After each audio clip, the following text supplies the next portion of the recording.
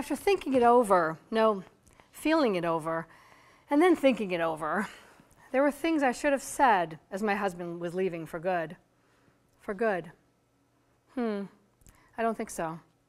I could shrink the good down into a locket and wear it next to my heart, but even that little bit would break me.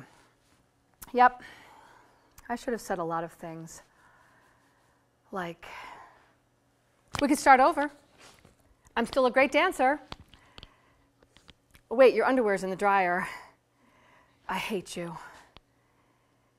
The children. I love you. I've made you a cake. I'll make you laugh. Touch me. Please come back. But I didn't say anything. We had already said too much. Well, I guess this is where I should open a vein in case I need to get an IV started later, and spill some facts about how it all began. He's the first man I see that night as I pace the gallery. It's an opening for an exhibit of drawings by a group of sculptors. I look around the packed gallery for anyone I know. Most of the crowd are Addams Family lookalikes, pallid, gangly men in black, and women with long, layered hair. They murmur without looking at each other or the drawings on the walls. Both sexes sway slightly as they sip wine, inhaling cigarette smoke deeply to accentuate waists that are cinched with thin, colorful belts. But I've already seen him. As chic as a 20s movie star, high cheekbones, face angular, tan, smooth, his shiny hair swings into his eyes and his up-tilted head catches the light. Among all the darkly clad people, he gleams so brightly in that first moment, he could be the sun outside a train window. Everyone and everything else are just scenery whizzing by. I notice he's wearing a scarf in summer, twisted around a slate gray shirt under a perfectly tailored creamy linen suit, a tall version of the Little Prince. There's a buzz coming from all the women around him. So I hear he comes from Germany, and his name is Tobin Kleinherz. But the secret name I give him is Wears Scarves in Summer. Oh my God. Looking back, especially at the good, is more painful than I'd imagined. Well, there was nothing in between seeing Tobin and falling for him. Love was a parrot on my shoulder, repeating his name. Did I fail to see some sign that we would end badly, like a flock of crows or snakes crawling along the sidewalk? Now, I'm standing here, between the before and after of love. Not a good spot, I know, but here I am. And a freshwater lake is out there in front of me.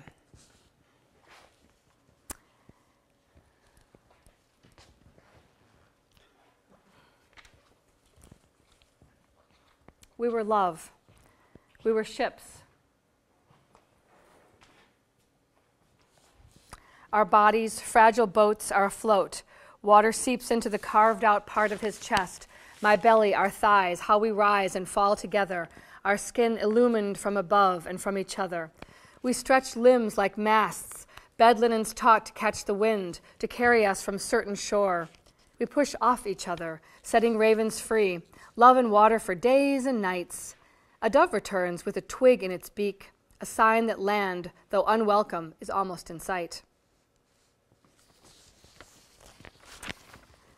Tobin and I were married in a church on a hill in Lake Forest, Illinois. The wedding was a misty June day in the beginning of the 80s. Soon everything will be all wrong. Marriage is a high-flying risk, dizzying and invigorating as diving through clouds or throttling a car at full speed. You are socially, legally, economically, sexually, totally joined to one person. A person you choose in sickness and in health, but the priest didn't say in misery, did he? A few years after we married and into the marriage, I realized that Tobin has stopped stroking my hair.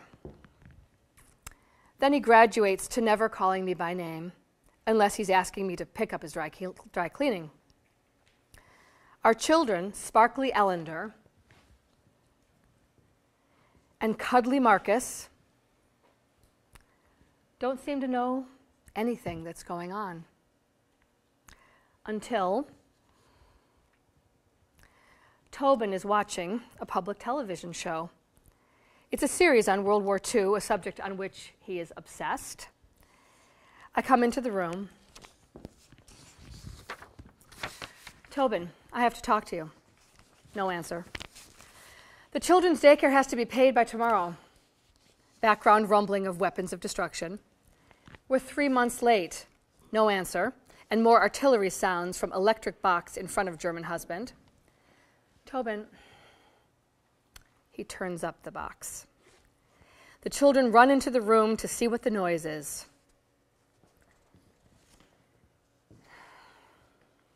Tobin grabs the nearest lamp and hurls it to the ground. More loud noise and shattering of glass. The children stare. He picks up the television and stands over me as I cower, not the most dignified of positions, especially in front of the children. Television is about to turn my brain into rot. In an odd and electrified moment, we both know he's going to kill me in front of our 2 children. Of course, he doesn't kill me, but our love dies.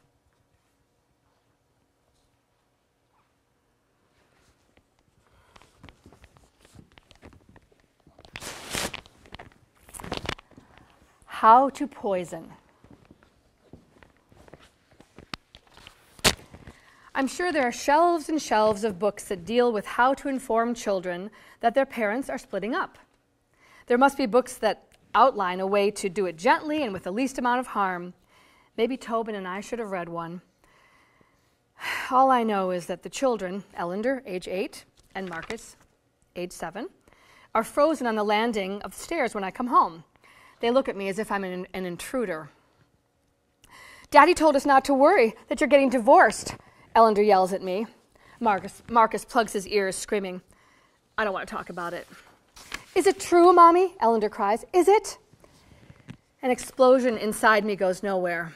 I want to send out comfort, but right now the children seem like an investment gone bad. I can only say this. You can try as hard as you can to fool yourself, but you are not in divorce mode until the children know. And once they do, everything that follows will leave bite marks.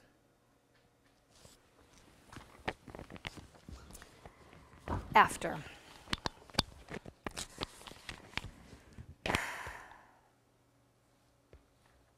In lieu of morphine, there's chocolate. I devour it, try not to. Getting out of bed is the equivalent of miles of brisk walking. I feel paralyzed. I need to see the humor. I have no money, no car, no toilet paper. I slog through snow like Julie Christie in Dr. Zhivago, but instead of getting to Omar, I reach a nearby restaurant and steal the extra roll of toilet paper.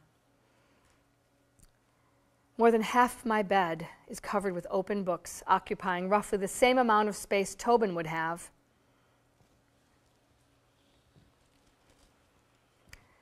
I skim and switch between them, then settle into one all night long, whenever I forget that beds are for resting, for sleeping, for making love. Reading is my substitute for sleep and my consolation prize for being alone. Sometimes I stay in bed all day long. Just enough guilt gives me the energy to shout into the kitchen where my children are milling around. I'll get up soon and make dinner.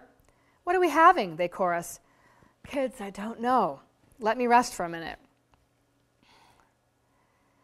My definition of motherhood: your child slits your jugular, laps up every lickable drop of blood, then with ruddy cheeks, he or she scoots off to college, saying to your inert form on the floor, "Thanks for everything."